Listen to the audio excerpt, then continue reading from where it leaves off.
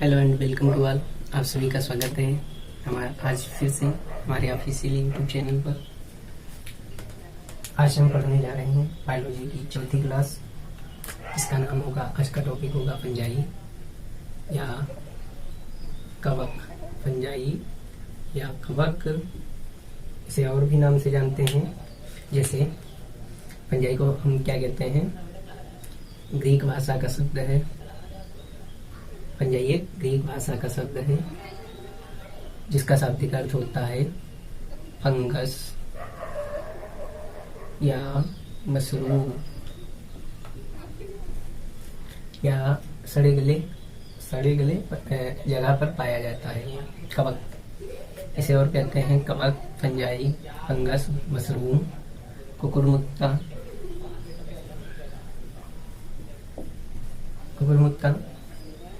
यदि हम बात करें तो विज्ञान की वह शाखा जिसके अंतर्गत कवकों का अध्ययन किया जाता है। कवकों का अध्ययन किया जाता है उसे क्या कहते हैं, माइकोलॉजी या कवक विज्ञान। ठीक सर, इतनी यदि बात समझ गए हम तो यस लिखिए। कवकों का अध्ययन माइकोलॉजी या कवक विज्ञान कहलाता है। जो कवक शब्द है, सबसे पहले कवक शब्द किसने दिया, तो आपका आंसर हो जाएगा गेस्पर्ड बेहिन नाम के वैज्ञानिक ने कवक शब्द का नाम दिया। यदि हम बात करें कवक विज्ञान के पिता कौन है, तो फादर ऑफ फंजाई। कवक विज्ञान के पिता कौन है, तो यहाँ पर 3 टेली बनेंगे। एक आपका हो जाएगा विश्व स्तर पर कौन है, एक हो जाएगा भारतीय, एक हो जाएगा आधुनिक कवक विज्ञान के पिता।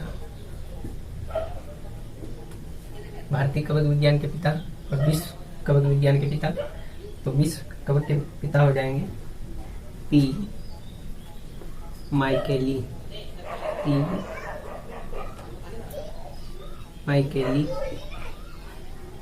ई मिकेली। यदि भारतीय की बात करें तो इंडियन क्या कहेंगे, भारतीय कवक विज्ञान के पिता कौन हो जाएंगे, आपके हो जाएंगे बटलर और मुंडकर। जी हाँ, बटलर और मुंडकर हो जाएंगे। यदि आधुनिक कवक विज्ञान के पिता की बात करें तो क्या होंगे बताइए, एटन ए डी वावेरी। क्वेश्चन यहाँ से पूछा जाता है विश्व कवक विज्ञान के पिता, तो पीमाइकेली या पीमिकेली। यदि भारतीय कवक विज्ञान के पिता, तो ऑप्शन में बटलर या मुंडकर दिया होगा। यदि आधुनिक कवक विज्ञान के पिता, तो एटन डी वावेरी। ठीक, इतनी बात समझ गए तो यस लिखिए। अब हम कवकों के सामान्य लक्षण पढ़ेंगे। ठीक सर, इतना अगर आप समझ गए हो तो अब पढ़ते हैं कवकों के सामान्य लक्षण। इतना बता देते हैं हम। आज बहुत आसान पढ़ाएंगे, शुरुआत से लेके जहाँ से क्वेश्चन बनते हैं।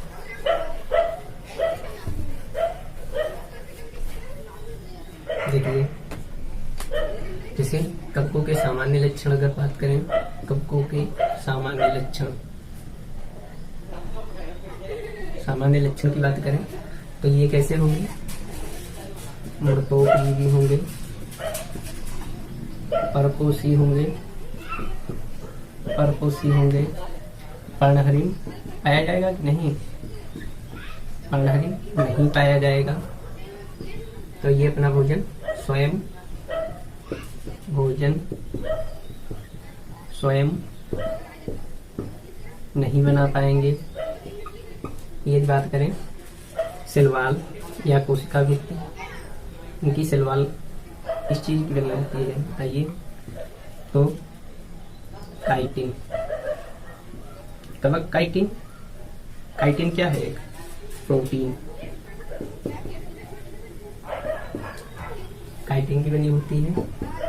यदि हम बात करें संचित भोजन किस रूप में पाया जाता है? संचित भोजन शैवाल, जैसे बताया था शैवालों की कोशिका भित्ति सेलुलोज की बनी होती है, वैसे ही उनकी कवक की कोशिका भित्ति काइटिन या कवक काइटिन की बनी होती है। संचित भोजन किस रूप में रहता है? तो ग्लाइकोजन के रूप में। ठीक से इतनी अगर बात समझ में आ गई हो तो ये सीधी है। आगे बढ़ते हैं।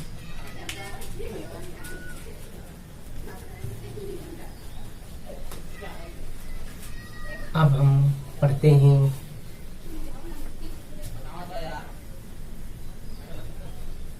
कुछ कवकों के नाम हैं, जैसे ब्रेड। कवकों का दूसरा नाम मोल्ड भी तो कहते हैं, mould, bread mould, bread mould, green mould, green mould मतलब हरा, green mould, pin mould, green mould, pin mould, bread mould. इतना बताइए आप। मोल्ड कहते हैं राइजोपस को, राइजोपस।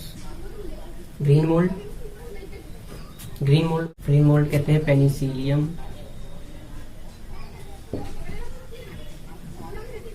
पेनिसिलियम, पेनिसिलियम को कहते हैं। पिन मोल्ड किसे कहते हैं? म्यूकर, म्यूसिनो कवक को। इसी की बात करें तो इसमें पाई जाती है hetero, hetero hetero hetero hetero पोलेक्स, हेट्रोपोलेक्स या विषम लैंगिकता को दर्शाता है, विषम लैंगिकता को दर्शाता है। इसकी खोज की थी A.F. ब्लैक सेली नाम के वैज्ञानिक ने। यदि हम पेनिसिलिन की बात करें तो इधर देखिए पेनिसिलिन, पेनिसिलियम, पेनिसिलियम, तो इसकी प्रजातियां हो जाएंगी penicillium, penicillium notatum, penicillium notatum, penicillium, penicillium chryso, penicillium chrysogenum, penicillium chrysogenum, penicillium, penicillium chrysogenum की बात करें तो इससे प्राप्त की जाती है पेनिसिलिन नाम की औषधि। पेनिसिलिन, पेनिसिलिन कब प्राप्त की थी? 1928 ईस्वी में। कौन से वैज्ञानिक थे?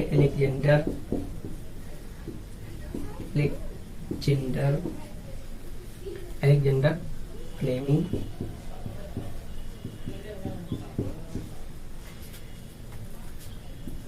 पहली फर्स्ट एंटीबायोटिक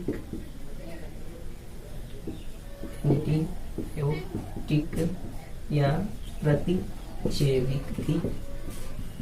प्रतिजैविक थी जिसका प्रयोग इसमें किया जाता था, बताइए, सेकेंड वर्ल्ड वॉर में किया गया था, सेकेंड वर्ल्ड वॉर में किया गया इसका प्रयोग।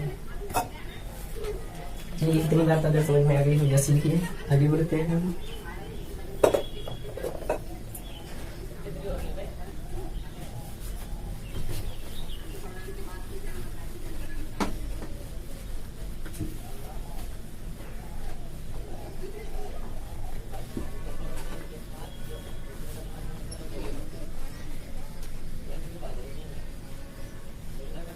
चलिए आगे बात करते हैं। ईस्ट की बात करें, ईस्ट इस कैसे लिखा जाता है बताइए? ईस्ट या ईस्ट, बोटेनिकल नेम का क्या हो जाएगा? बोटेनिकल नेम सेक्रोमाइसीज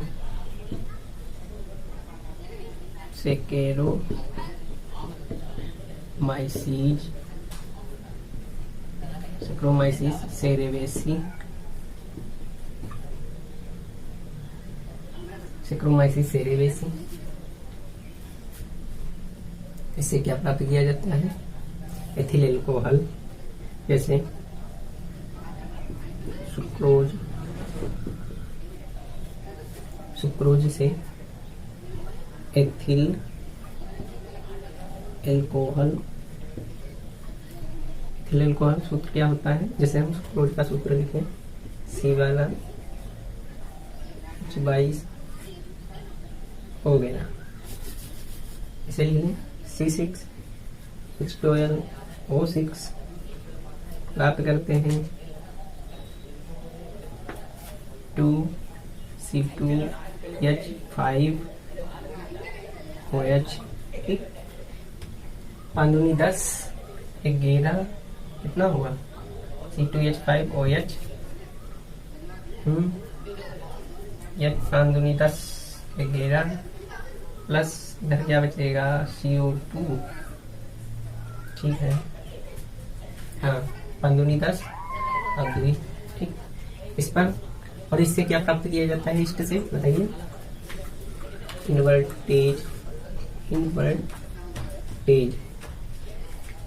इन्वर्टेज एंजाइम इस पर कार्य करता है।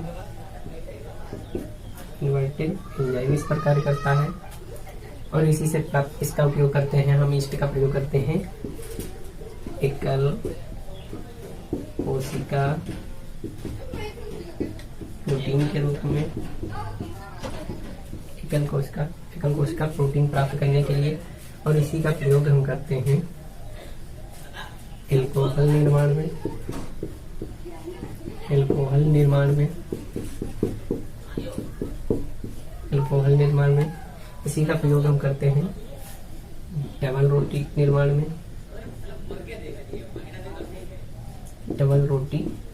में। इसका प्रयोग हम करते हैं। इसी का प्रयोग करते हैं पनीर उद्योग में या पनीर उत्पादन में, जैसे पनीर बनाने में। और पनीर बनाने में किसका उपयोग करते हैं? पेनिसिलियम का करते हैं। पेनिसिलियम।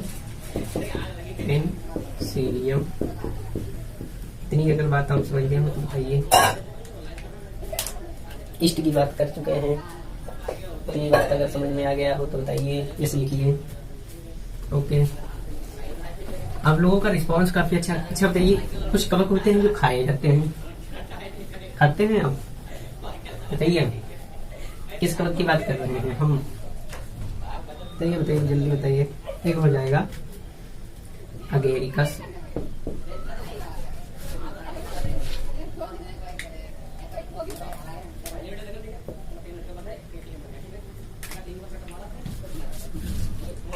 एक हो जाएगा आपका अगेरिकस,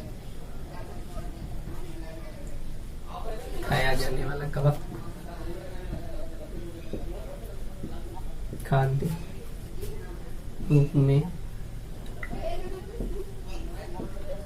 खाद्य रूप में किस कवक का प्रयोग करते हैं? एक हो जाएगा अगेरिकस, एक हो जाएगा मार्केला। अगेरिकस और मार्केला इनका प्रयोग करते हैं खाद्य के रूप में। अच्छा, एक क्वेश्चन पूछा जाता है, अगेरिकस के समान एक कवक पाया जाता है, अगेरिकस की जगह या बदले में, अगेरिकस के बदले में किस शैवाल, हानिकारक जो शैवाल होता है उसे खा लेने से व्यक्ति की यहाँ पे ना लिखें, यहाँ पर लिख दें,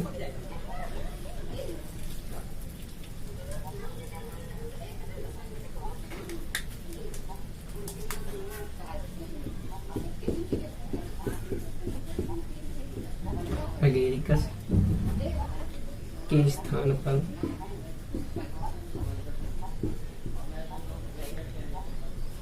एनेमिटा एक शैवाल कवक पाया जाता है। एनेमिटा शैवाल को गलती से खा लेने से व्यक्ति की मृत्यु हो जाती है। इतनी बात अगर समझ गए हो तो यस लिखिए। ठीक, इसे हम खाद्य पदार्थ के रूप में उपयोग करते हैं। अगला आपका आंसर हो जाएगा मरी हुई मछली पर पाया जाने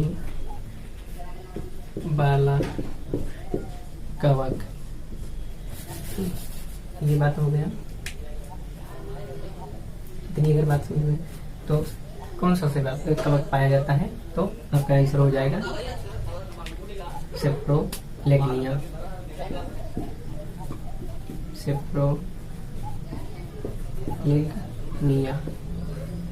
अच्छा, अगला क्वेश्चन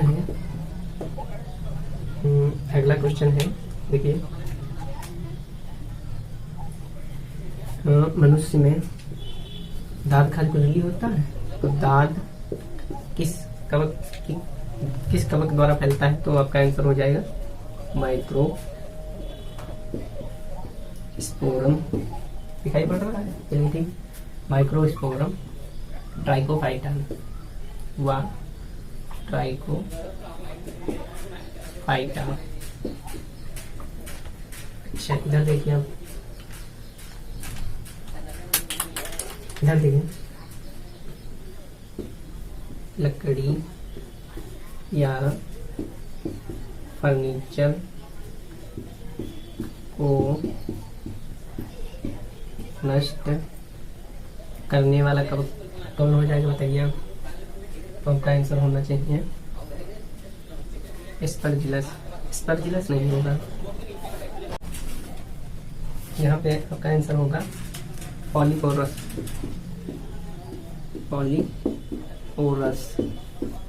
अच्छा, आम मुरब्बा जेली को नष्ट करने वाला कवक क्या हो जाएगा, म्यूकर कवक हो जाएगा। इतनी अगर बात समझ में आ गई तो बताइए। अच्छा, अगला आपका क्वेश्चन हो जाएगा, इधर देखिए, बात करें हम मनुष्य के फेफड़े संबंधी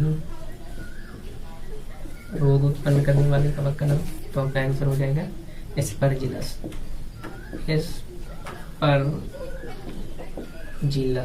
ठीक, एक बात समझ गए? ओके, यही तरह मिटाते हैं, फिर आगे बढ़ते हैं।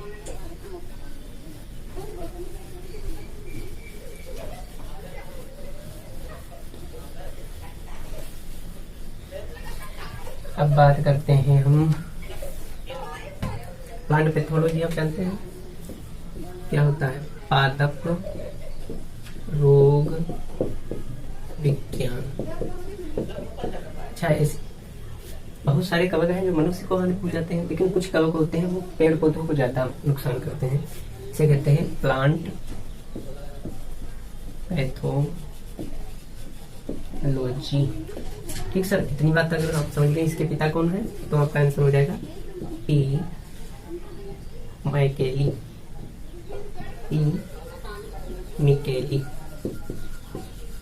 या पी मिचेली, कहीं कहीं का लिखा होता है। ये पादप रोग विज्ञान की बात करें तो सबसे पहले आप बताइए, व्हाइट रस्ट ऑफ क्रूसीफर, या इसे क्या कह सकते हैं हम, सरसों का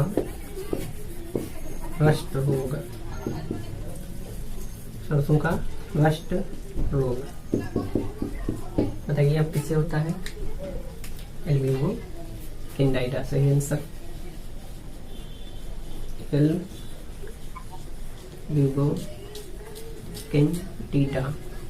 कैंडाइडा से होता है। ये बात अगर समझ में आ गई हो तो यस लिखिए। White rust of crucifer Albugo Candida से होता है। चलिए आगे बात करें। चलिए ठीक है, ओके। एल्ब्यूगो कैंडाइडा या सिस्टोबस, ऐसे क्या लिखा है क्रूसीफर, तो एल्बुको कैंडाइडा या सिस्टोपस, ये कवक का नाम है सिस्टोपस। अब देखिए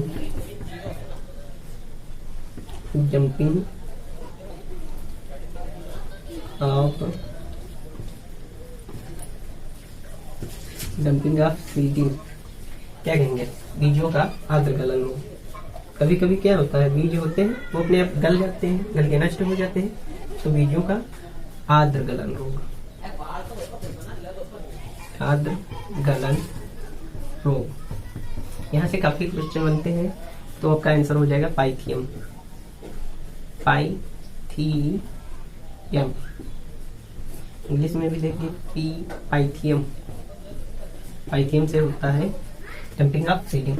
जैसे सेब के बीज हो गए वो नष्ट हो गए, तो सेब के बीज नष्ट हो गए तो जाहिर सी बात है जो फ्रूट होगा, फल होगा, वो भी नष्ट हो जाएगा। यदि हम आगे बात करें, इसे हम मिटा देते हैं, तब पढ़ते हैं गन्ने का लाल सड़न रोग। अब कहोगे सर गन्ने में भी होगा, हाँ, जो जिसे हम गन्ना देखते हैं आप, गन्ने में जो रेड कलर का आता है, गन्ना खाने पर यदि हम देखते हैं गन्ना सड़ जाता है, कहते हैं उसे हम लाल सड़न रोग। तो red rot of sugar cane, गन्ने का बोटेनिकल नेम पता है नहीं, क्या नाम है, सेक्रम ऑफिसिनेरम, सेक्रम ऑफिसिनेरम।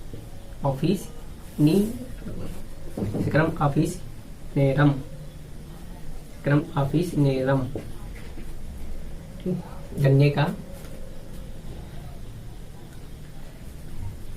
का लाल सड़न रोग, गन्ने का लाल सड़न रोग, लाल सड़न रोग किससे होता है बताइए?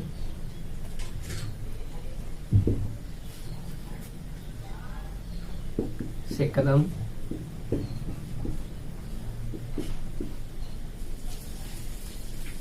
किससे होता है? अच्छा, कॉलीट्रेटम कवक का नाम हो जाएगा, कॉलीट्रेटम फल्केटम, ठीक, कॉलीट्रेटम फल्केटम। इतनी अगर बात समझ में आ गई हो तो जैसे लिखिए गन्ने का लाल सड़न रोग हो जाएगा कॉलीट्रेटम फल्केटम। यदि हम बात करें गेहूं का काला रस्ट रोग, तो किससे होता है ये? अक्सीनिया ग्रेमिनीस, अक्सीनिया ग्रेमिनीस से होता है। यदि डंपिंग ऑफ सीडिंग ऑफ, यदि गेहूं का क्या कहते हैं इसे बताइए? गेहूं का आर्द्रगलन रोग किससे होता है? तो एल्बुको कैंडाइडा से होता है, ठीक। अच्छा, लूज स्मट ऑफ अस्टिलागो न्यूटा एक प्रजाति है कवक की, लूज स्मट ऑफ वीट मतलब गेहूं, तो किससे होता है? अस्टिलागो न्यूटा कवक की एक प्रजाति है, अस्टिलागो न्यूटा। इतनी बात अगर समझ में आ गई तो थोड़ा एक पॉइंट बचा है वो भी बता देते हैं। माइकोराइजा या कवक मूल, तो ये कौन सा कवक प्रदर्शित करता है? तो चीड़ प्लस कवक प्रदर्शित करते हैं सहजीविता, ये लोग साथ साथ रहते हैं, सहजीविता या सिम्बियोसिस।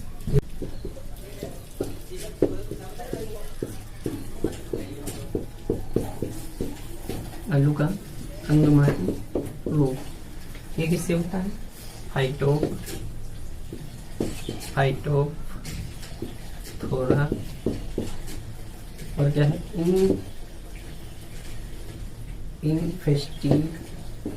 इन्फेस्टिथोरा। ये हो जाएगा। आलू का एलएसडी प्राप्त की जाती है। एलएसडी क्या है? एक विभ्रमी पदार्थ है। विभ्रमी पदार्थ है। परप्यूरिया से क्या प्राप्त किया जाता है?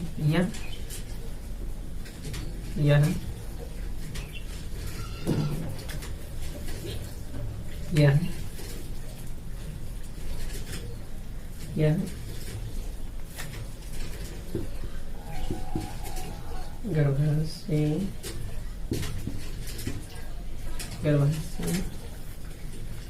द्वार को संकुचित करता है, संकुचित करने का कार्य करता है, जबकि